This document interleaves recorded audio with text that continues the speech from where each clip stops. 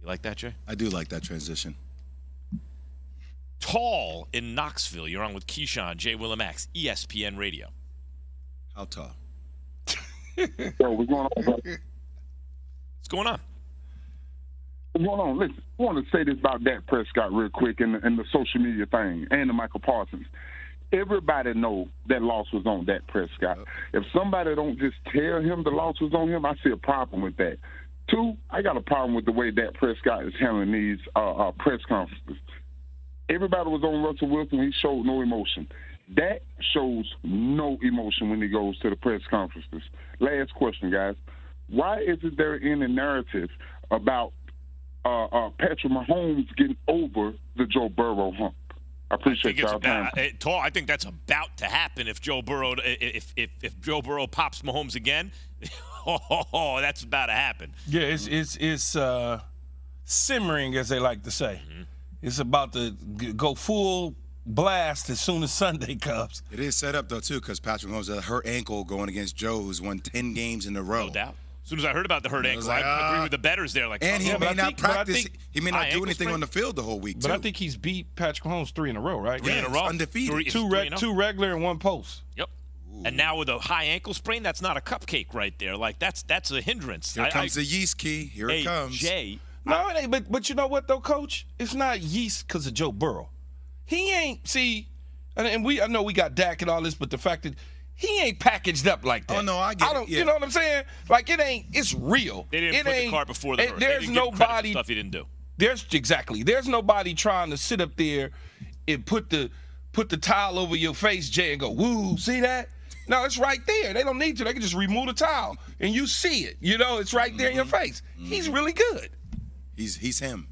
Yeah, Jay, I think that one of the things that really gets under your skin, it seems to me, about the Dak Prescott thing, is that if the social media account is doing it, and you've noticed a pattern where they kind of sneak it out before and nothing changes, there's no reporting about, hey, Jerry Jones upset at the social media account, then maybe Jerry or someone high up in the organization is using the social media account, the teams to send messages to Dak Prescott. Well, I'm just telling you. It was like that before with the offensive highlight video, right, during his contract time.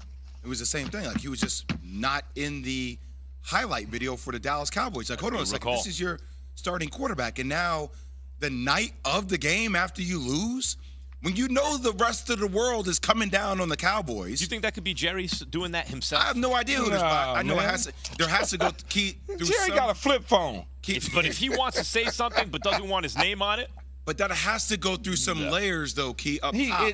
That just doesn't go out. I'm not saying it goes all the way up to Jerry Jones. In the end, he's responsible for that social media account. Man, at the end of the day, no, he's responsible because he owns the Cowboys. At the end of the day, he has bigger fish to fry, so to speak. He doesn't have time to worry about some little small social media tweet. He doesn't have time for it. But that's a big fish. They're not gonna go to him and be like, "Hey, Jerry, you think I ought to put this out?" Yeah, imagine, Max, if the Tampa Bay Buccaneers did this to Tom Brady, or the New England Patriots did this to Tom Brady because he may decide to retire or something. Imagine, see what I just did? Let's go. Yep. Or the Green Bay Packers do it to Aaron Rodgers. You know what I mean? It's funny that Key brings up Tom Brady, because it just so happens that Tom Brady was on his podcast with Jim Gray. And listen to Jim Gray on the Let's Go podcast, and, of course, with Larry Fitzgerald on SiriusXM. You're going to hear Jim Gray ask Tom Brady a question, listen to Tom Brady's response, and tell me what you think. Tom, you're leaving everybody guessing.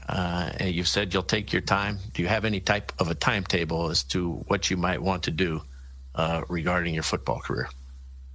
Jim, if I knew what I was going to fucking do, I'd have already done it. Okay? I'm taking it a day at a time. I sense you're antagonized by the question. You're scratching. It's only the question that everybody wants to hear. You're scratchy. I appreciate your asking. Thank you. What do you think? Is that real? Was that real, or was that like set up? Like ahead of time? No, Tom Brady's like, listen, you asking me about this, I'm going to get me. No, that's Jim Gray. You work with him, Max, I think, in boxing, right? Jim Gray and I worked together, not really together, but we were on the same broadcast once, Pacquiao Mayweather. Oh, okay, my bad. Then I thought. But I know years, Jim. I know Jim from Yeah, from the that's industry. Jim and his. You know how Jim is, man. He asks questions and you be like, huh? But I think at the end of the day, it sounds awkward, Jay. It just sounds fake. Yeah. Because Tom cursing doesn't even. It just doesn't. It doesn't sound right. Well, so Tom, well, Tom curses, but like, if it's Tom's podcast, how does this work? He like, let's be honest. We I don't worked have a with podcast other than ours. Well, I've been on a lot of podcasts before, and I've seen podcasts with high-tier athletes. Typically, like, all right, I'm probably going to ask you these questions beforehand. You know that you're going to be asked certain things, especially when the podcast is coming from your production company. Come on. And when Tom Brady curses on a podcast, even though he curses in life, as many people do, doesn't sound right though. But right, so that's got to be intentional. That's not like you've really got my dander up, and now I feel like cursing. That's I didn't see this one coming, doing Jim. Something to present a certain point of view publicly, right? All right, anyway. But I believe he is undecided. But I don't know, man. I've gone through this exercise in my brain about the last 3 years with Tom Brady. I just can't anymor, right? It's just, Miami makes the most sense depending on where Tua is. Miami makes a really okay. The NFC East, the AFC East, two teams, the Jets and Miami, both make the sense to me. Yep. Unless there's some weird San Francisco 49er, Brock Purdy, wet the bed here in the NFC Championship game. They say this kid needs 2 more years. I got Tom Brady on the short one. I got Aaron Rodgers on the short one. Let's make a move in San Francisco. Otherwise, me personally, if I was him, New York, then Miami, if I was Tom Brady. And the reason is he's got family in both. Plus, he's Tom Brady. You in New York. You can capture the audience. Oh. Are you one of those? You one of those? He made up holiday. So you don't do anything. Valentine's You do nothing Day? for Valentine's Day. What are they gonna do next? It's Ground Day, Groundhog Day. Yeah, it's Air Day. It's where they're just coming up with days National to sell you Siblings cards Day. and flowers and stuff. And then, by the way, folks, when that day comes around and we're selling you flowers, we suggest you patronize our sponsors. Yes, that is correct. Very real. Exactly. But wait, Max, you said it's a made-up holiday? Yeah.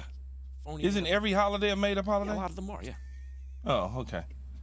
I'll take my stuff on Father's Day and stuff like that. I get it. The kids come around, hey, Daddy. But well, why you don't tell the kids? I'll take my stuff on Father's Day. Yeah, so you're a taker. Selfish. You're definitely a taker, not a giver. What do you think? Sure. I'm getting great stuff on Father's Day, guys. Yeah, I think it's about the quality and stuff. In other words, you'll take it like you'll play along with it. It's nice because the kids like appreciate you. But come on, you don't get quality stuff from your kids. You don't get quality cards, quality coloring. I just can't with this dude. Well, what? That's not quality to you. What does that have to be some materialistic? By the way, I'm not into pageantry. Period. You could save all the parades and the things and who needs all the formality and pageantry? I don't need it. That's right. Never did. Wait, big waste of time. What else do you want to know today? Or you want to talk about sports? Well, you just killed the whole vibe. Key and I were happy, and now we're just What are you doing for your wife for Valentine's Day, Key? I have really no idea. That's why I was asking Jay. He be asking me the most random stuff. Hey, Jay. Steal your ideas. I'm like, what? What are you doing for your wife for Valentine's Day? I was like, Key, it's not even February yet. Yeah, but you got to think about it because if you don't or you miss on it, there's an opportunity that you miss on your extension to marriage. So that's serious. Valentine's Day is that serious? Extension. Man, you know how it goes, man. Social media, magazines, internet. They see all the look at what the whole house full of flowers, and if Jay doesn't do something or we don't do something, it turns into what Denise got and what Diana got. And oh my God, I can't believe Jay knows, right? Right? So and so. We don't do anything fun anymore. Did you see what Pete got so and so? It's